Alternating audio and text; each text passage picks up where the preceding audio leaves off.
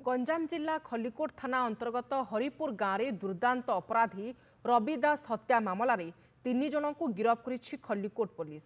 गिरफ 3 जन हेले रवि दास पुतुरा नीलांचल दास, श्रीनिवास दास और संजय दास।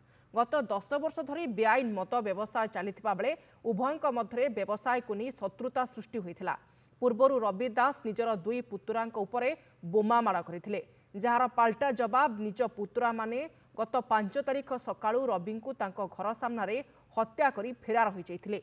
रवि स्त्री मिनती एतला परे पुलिस तदंत करी गतकाली छत्रपुर अंचल 3 जन अभियुक्त को गिरफ्त करने सह कोर्ट फरवर्ड करिछि।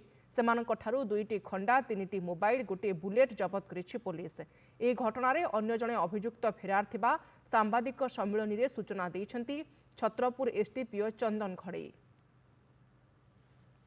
जे मरीज ना हूँ रवींद्र दास, पुतुरा माने पूर्व शत्रुता को केन्द्र करी बम पकई खंडा काटी द्वारा मुंड को अति नृशंस भाव में हाणी तार बुलेट तार मोबाइल नहीं कि फेरार हो जाते।